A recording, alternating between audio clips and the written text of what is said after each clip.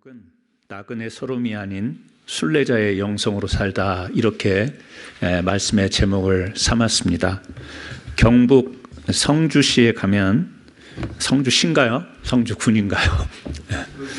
군?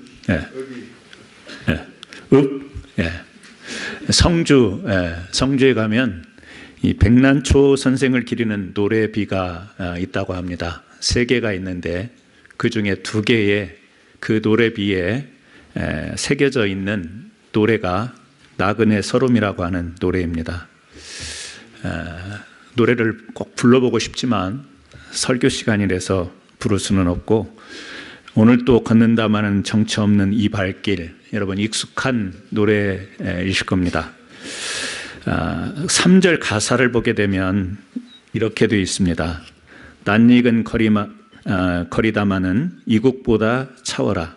가야 할 지평선엔 태양도 없다. 새벽길 찬소리가 뼈고래인데 어디로 흘러갈 소냐. 이 노래가 발표된 지가 1940년입니다. 그러니까 일제 강점기 때 발표된 노래죠. 일본의 등살로 고향 땅에서는 도저히 살 수 없어 고향을 등지고 떠나는 사람도 있고, 여기 가사처럼 낯익은 거리다마는 이국보다 차워라. 집 앞에 나가면 동네, 자기가 살던 고향이 얼마나 익숙한 곳이겠어요. 그런데 일본이 이제 침략해 와서 나라를 빼앗고 감시하고 감찰하니 집 앞에 문 밖에 나가도 고향인데도 왠지 낯설게 느껴진다. 그런 가사말 아니겠어요? 가야 할 지평선엔 태양도 없다. 빛이 없다라는 거죠. 소망이 없다. 그런 뜻 아니겠어요? 새벽길 찬소리가 뼈골에 스미는데, 막 여러분 그 뼈가 시리도록 추운 거 그 경험할 때가 있죠? 지금 마음의 상태가 그렇다라는 거예요. 나라를 잃어버린 이 망국의 아픔과 서름을 이렇게 표현합니다. 어디로 흘러갈 소냐. 어디 가서 제대로 마음 평안하게 살 수 있냐. 이걸 노래 가사에 담아서 이렇게 흘러간 노래이지만 아마 대부분 어르신들은 기억을 하실 겁니다. 나그네라고 하는 이 단어는 왠지 그 어감이 쓸쓸합니다. 그런데 거기에다가 서름이라고 하는 단어까지 보태지면, 나그네 서름, 그러면 정말 쓸쓸하고 외로운 느낌의 감정이 일어나는 것을 우리가 경험합니다. 사실 우리 민족, 우리나라만 그랬던 건 아니죠. 역사에 보면 수많은 민족과 수많은 나라들이 나라를 잃는 이 서름을 경험을 했고, 오늘 이 시간에도 아마 여러 가지 일로 인하여서 서러움을 당하는 그런 사람들이 살고 있을 것입니다. 나라와 민족만이 아니라 개인의 삶 가운데도 정말 나그네의 서름을, 그런 감정을 느끼는 어려움을 겪는 분들이 있을 겁니다. 성경에도 많은 곳에서 나그네가 언급이 됩니다. 야곱도 자신의 살아온 인생을 나그네 인생 이렇게 표현을 합니다. 결코 쉬운 인생이 아니었고 굴곡진 인생이었다. 이것을 담은 표현이죠. 성경에 보면 이리저리 쫓겨나기도 하고 빼앗기기도 하고 또 밀리기도 하고 속기도 하고 숨기도 해야 되는 이런 모습을, 사람들이 살아가는 모습을 그리고 있습니다. 그리고 그러한 삶의 모습을 나그네 인생, 이렇게 나그네라고 하는 단어가 성경에 꽤 많이 등장하는 것을 볼 수가 있습니다. 중세의 영성 작가들은 그리스도인들을 호모 비아토르라고 이야기를 합니다. 이 이야기는 여행자, 나그네, 우리 사람이라고 하는, 특히 그리스도인을 향해서 이 영성학자들이 비아토르, 호모 비아토르, 여행자다, 나그네다, 이렇게 이야기를 합니다. 우리 크리스찬이고 그리스도인이지만 이 땅에서 살아가는 모습을 보면 비슷한 삶을 살아갑니다. 빼앗기기도 하고 또 도망가기도 하고 숨기도 하고 밀리기도 하고, 이런 삶을 그리스도인이라고 해서 살지 않지는 않지 않습니까? 우리가 다 그런 삶을 살기 때문에 동일하게 우리도 나그네 인생, 우리 삶을 보면 그런 것 속에 살아가기 때문에 우리 스스로도 인생을 나그네로 표현을 하죠. 그러나 우리 하나님의 사람들에게는 그저 이 땅에서 그런 일만 겪고 사는 것이 아니라 하나님이 주신 약속과 소망이 있기 때문에, 하나님의 섭리 가운데 살아가기 때문에, 그 순간순간은 나도 별반 없는 나그네의 삶을 사는 것 같지만 내 인생 전체를 놓고 보니, 그리고 인생 이후에 펼쳐질 하나님의 약속을 살펴보니 하나님의 섭리와 계획 가운데서 우리는 단순한 나그네의 삶을 사는 것이 아니라 순례자의 삶을 사는 것이다, 이렇게 우리는 이야기할 수 있겠죠. 순례라고 하는 것은 종교적 의무 또는 신앙적 고취의 목적으로 하게 되는 여행을 우리가 순례라고 이야기를 합니다. 그러니까 그 여행에 참가한 사람을 우리가 순례자라고 이야기를 하는 것이죠. 여러분, 성경에 야곱뿐만 아니라 많은 사람들이 자신을 나그네로, 또 시편에도 보면 나그네 인생이라고 그렇게 표현이 되어 있어요. 그러니까 우리가 우리의 인생을 보면 나그네 인생 같지만, 그러나 하나님께서 우리를 붙들고 계시고 또 우리가 그 하나님의 붙드신 가운데 믿음으로 살다 보면 그것은 나그네 인생이 아니라 순례자의 여정을 우리가 살아가고 있다, 이렇게 이야기를 할 수 있는 것이죠. 우리 그리스도인들에게 이 땅은 바로 순례 여정길인 줄 믿습니다. 하나님을 만난 뒤에 우리는 어디로부터 왔으며 어디로 가는지를 분명하게 압니다. 나그네의 특징은 방황이에요. 정처가 없는 거예요. 어디로 와서 어디로 가야 될지를 모르는 것이 나그네의 삶이라고 우리가 정의를 내린다면, 순례자는 분명하게 하나님으로부터 와서 하나님이 약속하신 곳으로 가게 되는, 이 여정의 길을 가게 되는, 살게 되는, 이것이 바로 이 순례의 여정이라고 하는 것입니다. 그러므로 우리는 비록 이 땅에서 나그네의 삶을 살기는 하지만, 그러나 우리는 순례자의 여정을 산다, 이렇게 우리 자신의 삶을 정의할 수 있겠죠. 뜨겁게 시작한 믿음, 그런데 살다 보면 우리에게 고난이 늘 주어지지 않습니까? 잠잠히 우리가 견디면 좋겠지만 너무 힘겹다 보면 불평도 생기고 원망도 나오는 것이죠.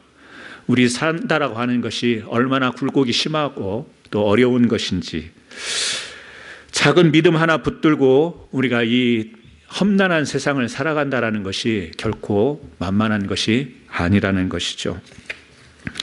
오늘 우리는 민수기를 보게 됩니다. 민수기는 이스라엘 백성들이 이 광야를 걸어가는 이 광야 여행기입니다. 민수기는 우리 자신이 평생의 순례자임을 다시 한번 영적으로 깨닫게 할 수 있는 귀한 말씀입니다. 이 말씀을 읽다 보면 이 순례자가 가는 길이 어떤 것인가, 순례자로 살아가는 마음과 정신, 그리고 신앙이 무엇인지를 우리는 배우게 됩니다. 이제 오늘부터 우리 민수기 말씀을 나누게 될 텐데 38장까지 있어요. 여러분들이 그러면 또 38주를 하겠다라는 이야기냐? 그렇지는 않습니다. 중간중간에 제가 얼른 빨리빨리 건너뛰어서 몇 주 안에 이 민수기 말씀을 같이 한번 보면서 다시 한번 우리 믿음의 길, 또 순례자의 길을 걸어가는 우리들에게 다시 한번 영적인 힘, 또 은혜가 주어지는 귀한 축복의 시간이 되기를 주의 이름으로 축원합니다.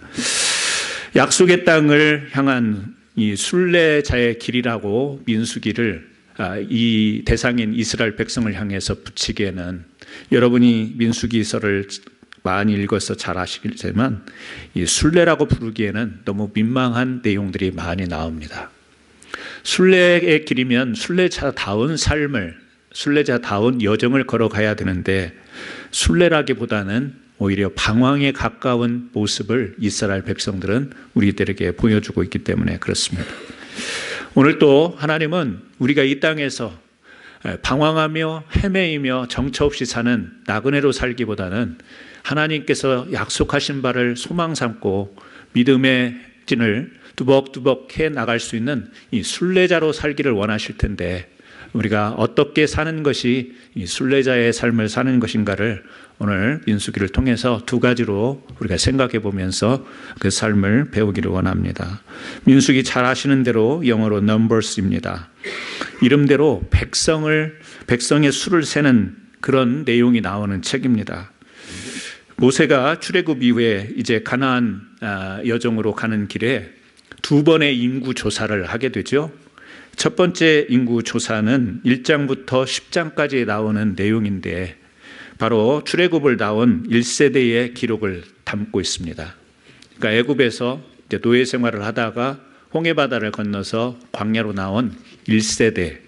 그래서 이 첫 번째 인구 조사를 통해서 질서를 세우는 이야기가 1장부터 10장까지 등장을 합니다. 그리고 10장 중반부터 25장까지는 이제 비극적인 전환이 일어나요.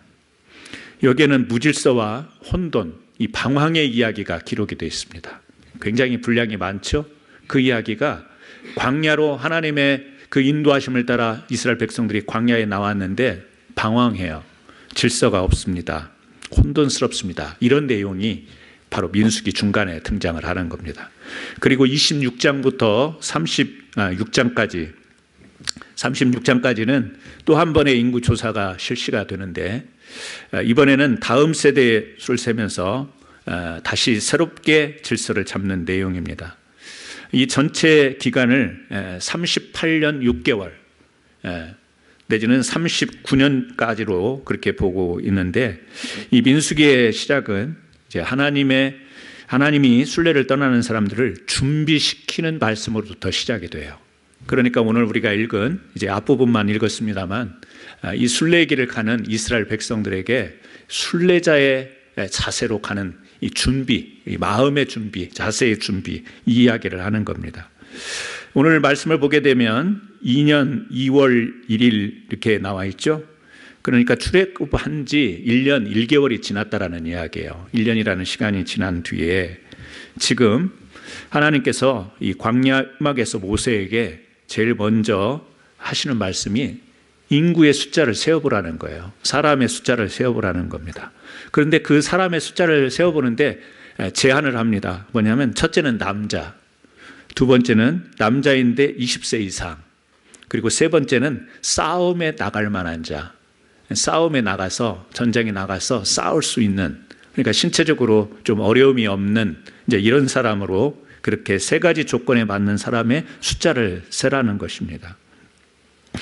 약속의 땅을 향해 나갈 때에 치러야 될 싸움이 있는 거예요. 곳곳에 광야 곳곳에 부족들이 있는데 그 길을 가로막는 자들과 싸워야 되는데, 그래서 약속의 땅에 가나안 땅에 가야 되는데 이를 위해서 지금 20세 이상 남자 싸움 나갈 수 있는 자, 그 숫자를 세어보라고 이야기를 합니다. 이스라엘 12지파에서 20세 이상 싸울 수 있는 남자를 모두 세어보니까 60만 3,550명 이렇게 성경에 기록이 되어 있습니다. 하지만 이제 20세 미만도 있고 또 나이가 많이 들어서 이렇게 싸울 수 있는 힘이 없는 그런 사람도 있겠죠. 하지만 이들이 또 할 수 있는 일이 있겠죠. 하나님 기도하고 또 뒤에서 응원하고 이런 일이 있으므로 사실은 이 출애굽했던 모든 사람들이 다 이 싸움에 참여하는 것이다, 이렇게 볼 수가 있는데, 우리가 이스라엘 12지파에서 20세 이상 싸울 수 있는 남자, 여러분 주보 뒤에 보면 이제 거기에 지파별로 이렇게 숫자가 나와 있기는 합니다. 60만 3,550명입니다. 그런데 이렇게 장정이고 싸울 만한 사람들이니까 이 사람들이 나가서 60만이나 되는 사람들이 나가면 아주 힘있는 군대처럼 될 수 있지 않겠어요? 우리 한국의 그 군인 수가 60만, 지금은 얼마인지 모르겠습니다. 60만 장병 그랬었는데 비슷한 그걸 생각해 볼 수 있는데요. 이들이 나가면 그 광야에 있는 부족들은 그리 힘이 셀 것 같지는 않습니다. 그런데 이들이 가는데도 고난이 닥치고, 이들이 고난이 닥치니까 불평이 나오고 원망하고 막 흔들리기 시작합니다. 하나님께서 모세를 통하여서 이렇게 불러낸 사람들을 계수하고 그들과 함께 전진해 나가는데, 그래서 민수기 26장 51절에 이르게 되면 이제 나중이잖아요. 그러니까 아까 말씀드린 것처럼 두 번째 인구조사는 이제는 이 1세대 조사와는 다른 인구조사인 겁니다. 민수기 26장 64절에서 65절, 제가 26장 51절을 읽어드리면 이스라엘 자손에 계수된 자가 60만 1,730명이었더라. 민수기 26장 64절에서 65절입니다. 모세와 제사장 아론이 시내 광야에서 계수한 이스라엘 자손은 한 사람도 들지 못하였으니 이는 여호와께서 그들에게 대하여 말씀하시기를 그들이 반드시 광야에서 죽으리라 하셨을. 이러므로 여분네의 아들 갈렙과 눈의 아들 여호수아 외에는 한 사람도 남지 아니하였더라. 12지파를 동일한 방법으로 계산해 봤더니 38년 전보다 약간 적은 수예요. 60만 3천에서 60만 1천으로 줄기는 했지만 여전히 60만 명이 넘었습니다. 그런데 여기서 좀 우리가 주목해야 될 것은 첫 번째 계수할 때 있었던 사람들 중에 여호수아와 갈렙 외에는 이제는 살아서 가나안 땅에 넘어가는 사람이 없다라는 이야기입니다. 앞에서 1차 인구조사를 했을 때 남자 20세 이상 싸울 수 있는 사람, 이 사람들이 광야를 헤치고 나가서 가나안 땅에 정복하기까지 정말 그들이 앞장서서 갈 수 있었냐? 그게 아니었다라는 거예요. 이것을 통해서 우리가 한번 생각해 볼 수 있는 거예요. 순례자라고 하는 것은 하나님의 약속의 길을 걸어가는 인생은 이렇게 자격이 된 사람들로 인해서 이루어지는 것이 아니라는 거예요. 60만인데요.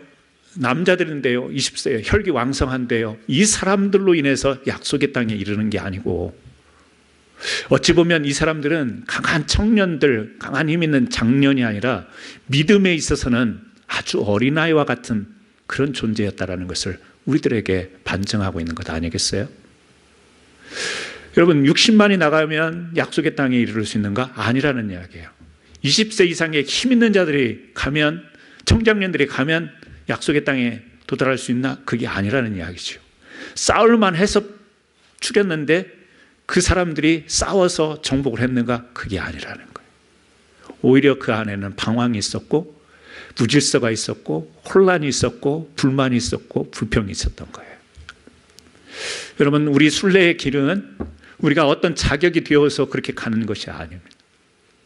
어떤 수치에 있어서 이른다고 해서 그것으로 가는 것이 아니라 믿음으로 가는 길인 줄 믿으시길 바랍니다.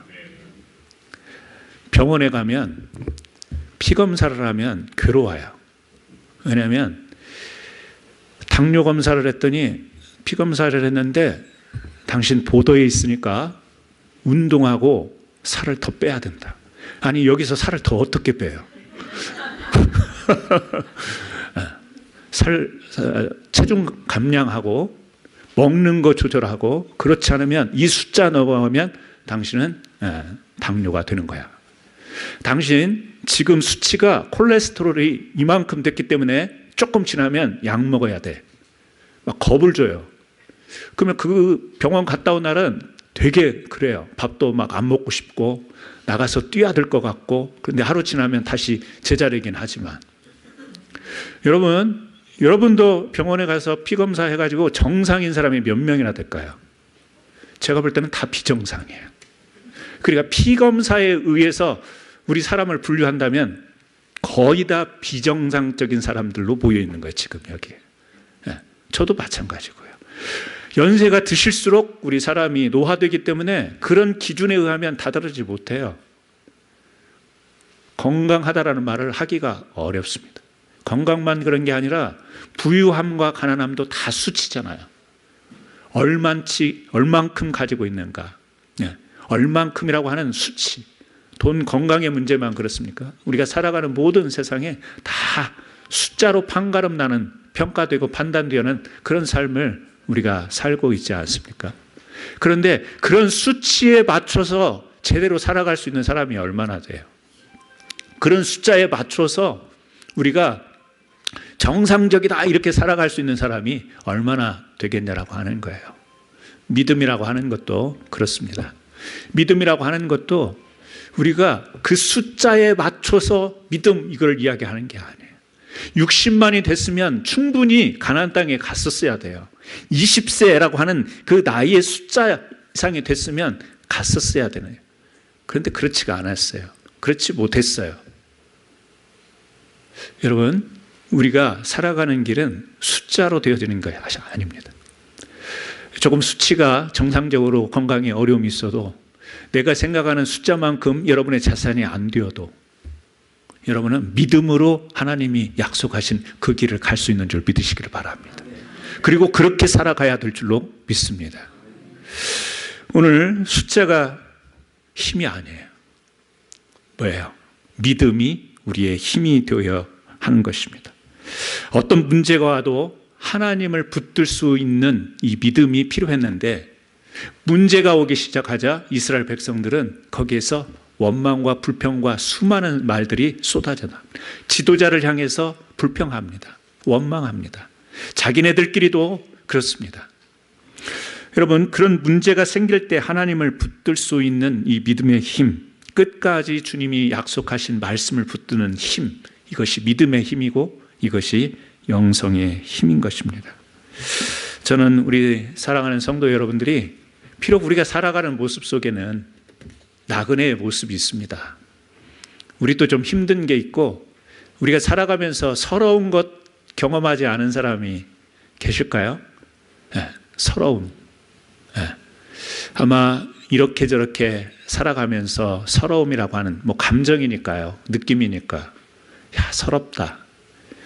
참 서럽다. 이런 느낌을 우리가 받으면서 살아갈 텐데 그것은 당연히 우리가 살아가면서 겪는 문제예요. 예수 믿는 순간 서러움도 없어지고 눈물도 없어지고 감정도 다 없어지나요? 아니죠. 여전히 우리가 서러움도 있고 나그네 같은 삶을 살아가요. 겉으로 보면 분명 우리 모습은 나그네예요. 그런데 우리 내면 안으로 들어가 보면 우리 안에 하나님이 주신 믿음이 있기 때문에 우리 겉의 삶은 나그네처럼 살아가지만 우리 안에서는 순례자의 삶을 살아가는 것, 이것이 믿음의 성도가 살아가는 모습인 줄 믿습니다. 맞다, 사람들하고 이야기해보면 나도 처량하고 나도 서러움이 있고 나도 나그네의 인생을 똑같이 살아간다. 하지만 내 안에는 하나님이 주신 믿음이 있기에 나는 순례자로 살아간다. 이것이 여러분의 믿음의 고백되기를 주의 이름으로 축원합니다. 두 번째는요, 순례자는 중심을 항상 점검하면서 살아가야 된다. 이것을 지금 준비시키는 거예요. 순례자가 준비해야 될 것, 바로 하나님이 정해준 법칙. 그 법칙은 바로 순서와 질서를 갖는 것입니다. 주보 뒤에 그림이 그려져 있죠. 이스라엘 백성들이 광야길을 가면서 이제 구름기둥, 불기둥이 멈추면 텐트를 치고 진을 치고 잠시 체류를 해야 됩니다.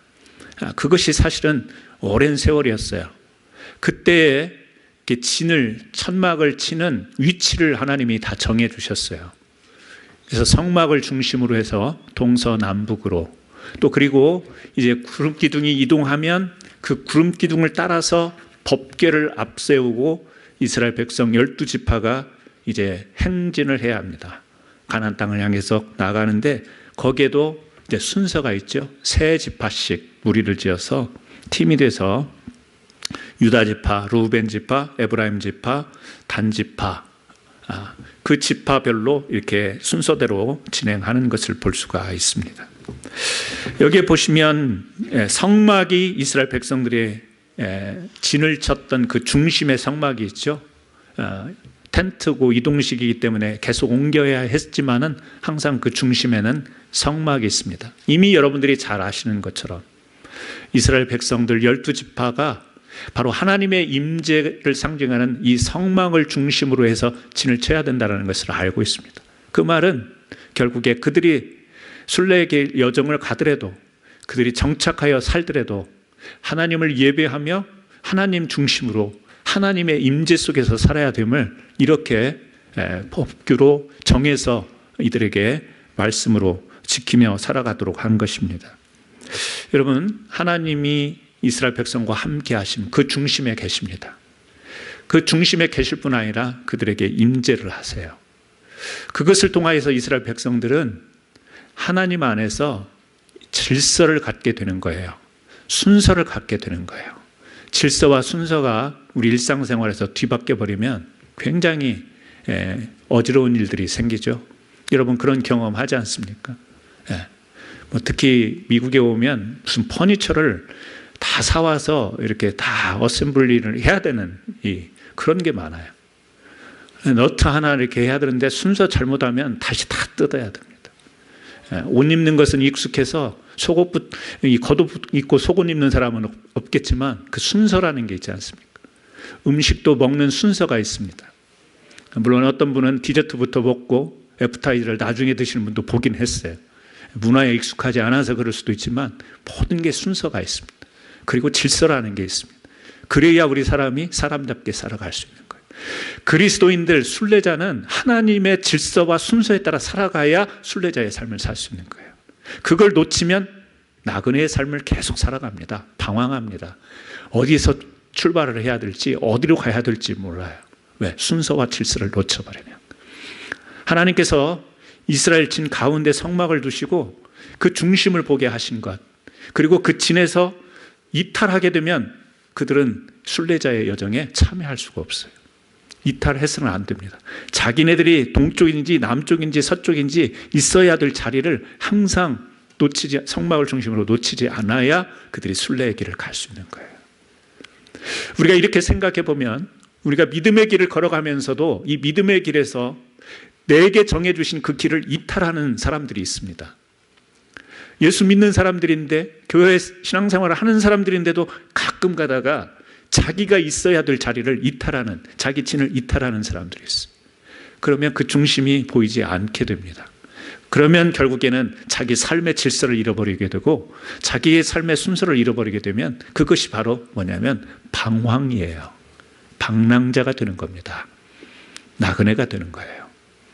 저는 오늘 이 말씀을 보면서 너무나도 뻔히 성막이 가운데 있고 이스라엘 12지파가 사방으로 있었잖아. 너무나도 성경 공부를 통해서 배워서 말씀을 들어서 잘 알고 있는 뻔한 내용이에요. 그런데 여러분 그거 아세요? 뻔히 알면서도 당하는 경우 많지 않습니까? 뻔히 알면서도 사고 치는 경우 여러분 있으세요? 없으세요? 여러분들은 완벽하니까. 네. 뻔히 눈 뜨고 보고 또 당하고요. 머릿속에 다 알아요. 지식적으로. 그런데 사고가 일어나요. 사건이 생겨요. 뻔히 아는 말씀 같지만 이 말씀을 우리는 되새기고 우리에게 적용하고 우리 안에 심고 그래야 됩니다. 왜요? 하나님 중심으로 살아가는 것을 모르는 크리스찬들이 어디 있어요? 성도가 어디 있어요? 알아요. 아는데 가만 보면 그분이 그 믿음의 자리, 기도의 자리, 말씀의 자리, 봉사와 헌신의 자리, 그 자리에 계셔야 되는데 이탈하는 경우를 봐요. 그리고 조금 더 나아가보면 성도답지 않은 방황하는 삶을 살고 마음속에 고난받으면서 그것을 서러움이라고 막 도하면서 그렇게 힘들게 살아가는 사람들을 간혹 보게 됩니다. 우리 사랑하는 성도님들은 그런 분들이 한 분도 계시지 않기를 주의 이름으로 축원합니다. 이스라엘 백성 중간에 성막이 없었다면 여러분 어떻게 됐겠어요? 다시 말하면 하나님의 임재가 없고 하나님의 말씀이 없었다면 그 60만 되는, 아니 식구들까지 하면 200만 되는 사람들의 그 말소리가 여러분 어땠을 것 같아요? 하나님이 약속하시고 하나님이 계명을 주셨는데도 시끄러웠잖아요. 그런데 하나님의 말씀이 없어요. 법궤가 없어요. 성막이 없어요. 하나님의 임재가 없어서 60만, 200만이 그렇게 텐트를 치고 그 광야를 건너간다고 생각을 해보세요. 아침부터 저녁까지. 아니 저녁에 잠도 안 자는 귀신들도 있을 거고 새벽부터 일찍 일어나가고 떠드는 사람들도 있을 것이고. 여러분 사람들의 말소리를 들으면 그 공동체가 어떻게 됐겠어요? 제가 생각할 때는 상상을 못할 것 같아요. 모세는 견디지 못했을 거예요. 말라 죽었을 거예요. 사람들 소리에. 하나님 말씀 앞에 사람이 잠잠해지잖아요. 말씀의 능력이 그거잖아요. 우리가 할 말이 많지만 따질 것이 있고 불평이 있고 원망이 있지만 하나님의 말씀을 보다 보면 우리가 잠잠해지는 은혜를 경험하지 않습니까? 내 소리를 내고 싶고 내 마음을, 내 욕심을 말하고 싶지만 하나님의 말씀 앞에 보면 그 모든 것들이 다 내려놓게 되어지고 주님 앞에, 말씀 앞에 순종합니다로 나가는 우리들을 경험해 보시지 않았습니까? 60만 200만 명이 성막이 있어야 하나님의 말씀대로 질서 있게 그리고 순서에 따라 하나님의 약속의 땅, 순례자의 길을 제대로 걸어갈 수 있었던 것입니다. 하나님의 말씀을 이제 정리합니다. 믿음의 여정이라고 하는 것은, 다시 말하면 순례의 여정은 결코 낭만적이지 않습니다. 여행을 가는 나그네라면 낭만이 있을 겁니다. 하지만 인생의 여정을 우리가 다 관광, 여행으로 볼 수가 없죠. 우리가 예수님 믿고 은혜에 감사하고 구원의 감격을 누리고 이제 믿음 생활할 때 이렇게 좀 가벼운 마음으로 가벼운 산책으로 나섰는데, 그 인생을 가다 보니까 이건 산책이 아니라 마라톤, 숨을 헉헉거리면서 계속 뛰어야 되는 이 마라톤 인생인 것을 우리가 경험하게 됩니다. 꿈과 소망이 있는 신앙생활이 아니라 고통과 고난의 현실이 닥쳐오는 이 믿음의 여정이기 때문에 결코 우리는 낭만이라고 이야기를 할 수가 없습니다. 그런 삶을 살아갈 때 우리 신앙인의 두 가지 고백이 있습니다.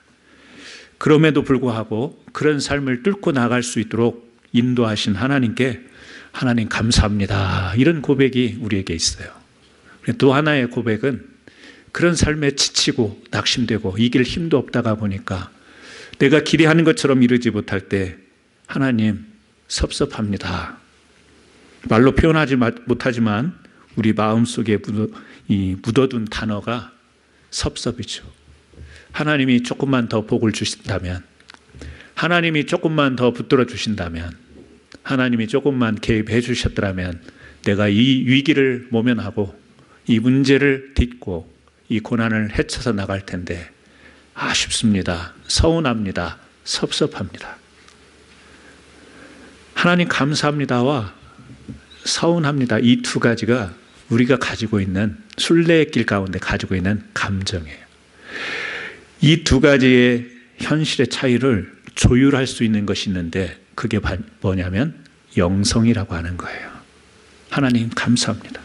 근데 현실의 문제 때문에 아쉽고 막 정말 애틋한 그런 것을 우리가 감내해낼 수 있는 것이 영성이라고 하는 겁니다. 섭섭함을 감사로 승화시킬 수 있는 것이 우리가 가지고 있는 영성입니다. 영성이라고 하는 것은 믿음인데 겉으로 드러나는 행동보다는 우리 내면에 있는 그것이죠. 그래서 믿음이 내 삶에 스며드는 그런 생각, 감정, 일상을 이렇게 신앙적으로 바꿔나가고 변화시켜 나가는 이 힘이 영성입니다. 그래서 우리 생활의 모든 부분, 생활뿐만 아니라 우리의 생각, 마음, 우리의 모든 것들에 있어서 하나님의 말씀을 다 적시게 한 것, 이거를 영성이다 이렇게 표현하는 사람도 있습니다. 모든 것에 하나님의 말씀을 적시는 것, 생각도 마음도 우리의 삶도, 이게 영성이다 이렇게 이야기를 하는데, 저는 이 민수기 말씀을 준비하면서 겉으로 우리가 나그네의 삶을 살고 나에게도 서러운 것은 있지만, 그래서요, 나그네 서러움이 옛날 노래인데 들어보면요 빠진다니까. 트로트에서도 그렇고 듣다 보면요 이 사람의 마음, 왜요? 동일한 그런 느낌이 있어요. 겉으로는 우리가 나그네의 삶을 살지만 그럼에도 불구하고 우리 내면에서는 순례자의 영성을 갖는 영성. 순례자의 길은 힘들지만 그 힘든 가운데서도 신실하신 하나님이 함께하기 때문에 순례자에게는 힘이 있어요. 영성의 힘이 있는 거예요. 그 힘으로 여러분들이 버티고 계시며 앞으로 천국에 갈 때까지 그 영성으로 살아가셔야 되는 거예요. 우리의 영성이 실제가 되도록 하는 것은 하나님의 전적인 은혜입니다. 광야에서 이스라엘 백성들이 불평을 해도 하나님이 구름 기둥을 거둔 적이 없어요. 하나님이 불 기둥을 거둔 적이 없습니다. 신앙이 무너진 것 같고 도저히 힘을 내지 못하는 그런 상황 속에서도 하나님의 은혜는 멈추지 않았습니다. 그것이 바로 하나님의 신실하심입니다. 순례자의 길을 살겠다고 다짐하고 결단해 가도 우리는 이스라엘 백성이 갔던 그 길을 똑같이 갈 수가 있습니다. 방황하고 불평하고 갈 수 있지만 그럼에도 불구하고 순례자의 영성은 하나님의 신실하심이 함께하는 거예요. 거두지 않고 빼앗아가지 않고 계속해서 우리를 붙드시고 나가는 이 하나님의 신실한 힘이 우리들에게 부여되는 것, 이것이 영성이기에 오늘 이 땅을 살아가는 여러분들이 순례자의 영성으로 살아가기를 주의 이름으로 축원합니다. 기도하겠습니다. 우리 같이 한번 기도할 때, 하나님, 그렇습니다. 오늘 또 예배자의 삶을 살지만 살다 보면 참 서글픈 일도 많고 서러운 일도 많습니다. 내 인생이 나그네 같다라고 그렇게 우리가 말할 수도 있지만, 그러나 신실하신 하나님이 우리 믿음 안에 하나님의 힘을 주셨는데 그것이 바로 영성인데, 우리가 앞으로 살아가는 모든 길, 순례의 길을 가는 동안 이 하나님이 주시는 영성의 힘을 가지고 이겨내게 하시고 또 이김의 자리에 하나님의 이끄심 속에 살아갈 수 있는 은혜를 베풀어 달라고 이 시간 우리 같이 한번 짧게 기도합니다. 기도하겠습니다. 하나님 아버지, 오늘 민수기의 말씀을 통하여서 이제 광야를 걷는 이스라엘 백성들을 준비시키는 말씀을 저희들이 나누었습니다. 20세 이상 된 남자들, 싸움에 나가서 싸울 수 있는 자들을 인구 조사를 했지만 그들은 광야에서 모두 죽게 됩니다. 두 사람이면 다 죽게 되는데, 이러한 숫자의 자격으로 힘 있는 것으로 그 하나님의 약속의 땅에 이르지 못하는 것을 저희들이 배웁니다. 하나님, 이 광야의 길, 인생의 여정, 나그네 길, 순례의 길을 살아가는 힘은 숫자의 힘이 아니라 바로 믿음의 힘인 줄 믿습니다. 하나님이 신실하게 우리를 붙드시고 우리를 계속해서 그 약속을 실현하는 가운데 붙들고 나가는 이 힘, 그 영성에 의해서 앞으로 우리의 삶을 살아갈 수 있도록 도와주시고, 우리 삶에 항상 하나님이 중심이 되는 이 훈련이 되어서 하나님, 우리가 우리의 삶의 자리, 믿음의 자리를 이탈하지 않고 하나님의 임재 속에서 하나님이 주시는 질서와 또 순서에 따라 거룩하게 살아갈 수 있는 믿음의 용사들 되게 하여 주옵소서. 순례자의 영성으로 살아가는 저희들 될 수 있도록 붙들어 주옵소서. 예수님의 이름으로 기도합니다. 아멘.